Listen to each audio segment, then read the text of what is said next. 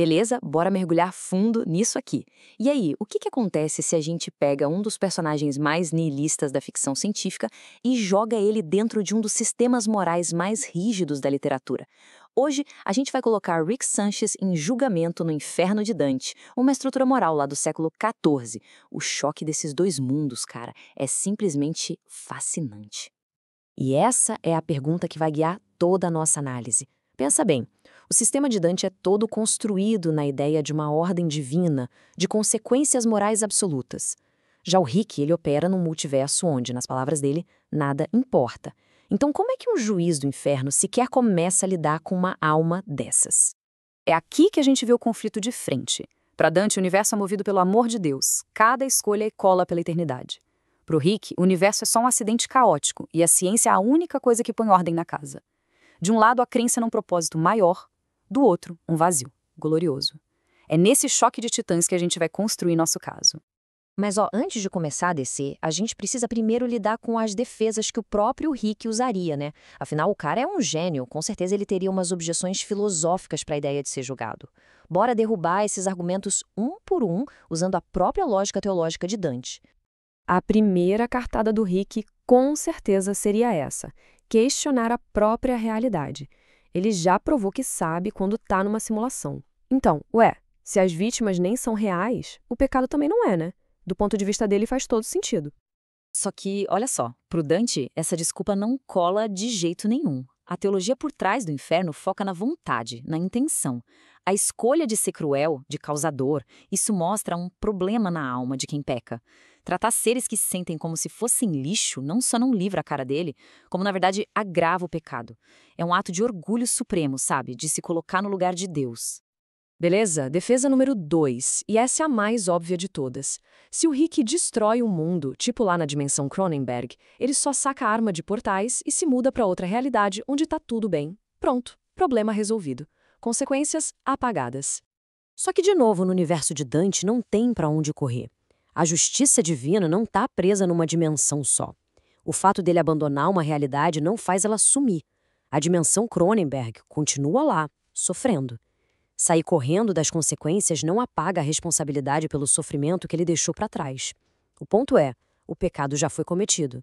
Fim de papo. Então, com as desculpas do Rick já invalidadas, a gente começa a descida. E a gente vai passar voando pelos primeiros círculos, o chamado inferno superior. Por quê? Porque apesar do Rick ser culpado aqui, esses pecados são só a ponta do iceberg da alma dele. Aqui não tem nem o que discutir, né? A culpa dele é clara. A luxúria do hedonismo dele, a gula do alcoolismo, a ira que destrói planetas por qualquer coisinha e, claro, a heresia do seu materialismo puro. Ele se encaixa em tudo. Mas o ponto-chave na visão de Dante é que tudo isso é sintoma. Sintoma de uma doença muito, mas muito mais grave na alma dele. E é aqui que a gente chega numa distinção crucial. Os pecados do inferno superior são de incontinência, ou seja, de não conseguir controlar os próprios impulsos, sabe? Pecados de fraqueza. A alma do Rick, no entanto, ela é definida por outra coisa. Pecados de malícia. Aqueles que exigem um cérebro, um plano e uma escolha fria e calculada de fazer um mal. Agora sim, a gente está entrando no inferno inferior, a cidade de Dite. Aqui os pecados não são acidentes de percurso, de paixão. São projetos executados com uma inteligência pervertida. E é aqui que a ficha do Rick começa a ficar realmente, mas realmente pesada. Olha, a ficha corrida do Rick no 7º círculo, o da violência, é longa. Violência contra os outros numa escala galáctica, violência contra si mesmo nos momentos de desespero e violência contra a própria natureza com aquelas criações bizarras dele. Com certeza ele merece um mergulho no rio de sangue fervente. Mas olha que interessante, a violência dele quase sempre é uma ferramenta, um meio para um fim.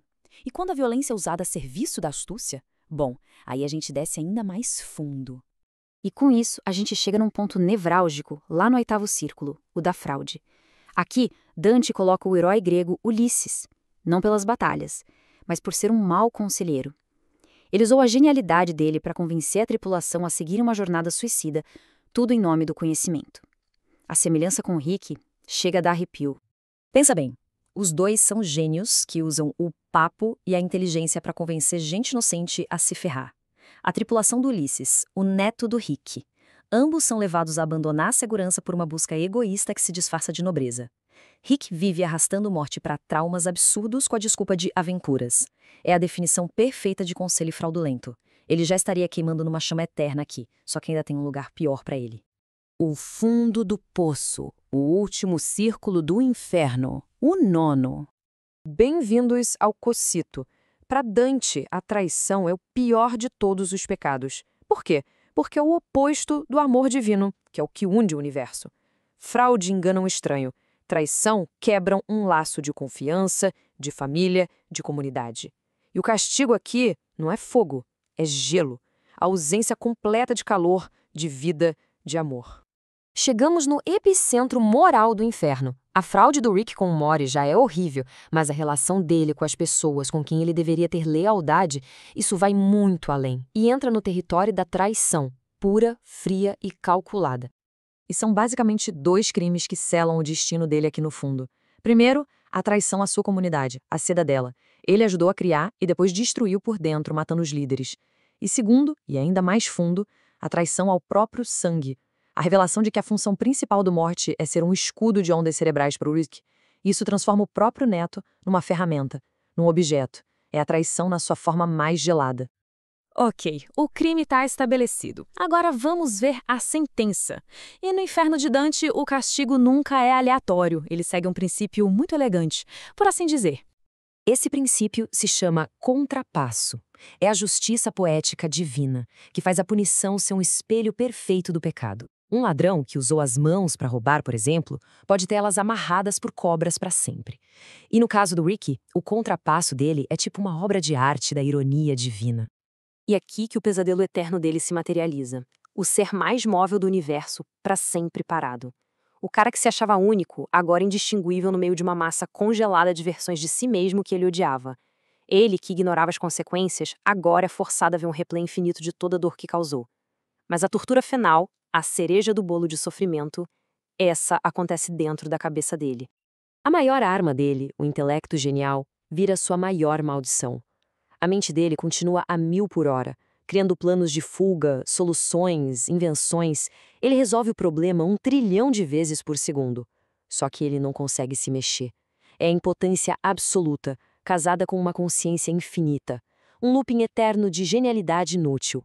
E tudo isso nos leva a uma última pergunta, né? No final das contas, o julgamento do Rick no Inferno de Dante não é sobre aliens ou ciência maluca. É sobre o pecado talvez mais antigo que existe, a inteligência sem amor. A genialidade usada não para criar, mas para destruir os laços mais básicos que existem. E essa é uma questão que, convenhamos, ecoa muito além de qualquer multiverso.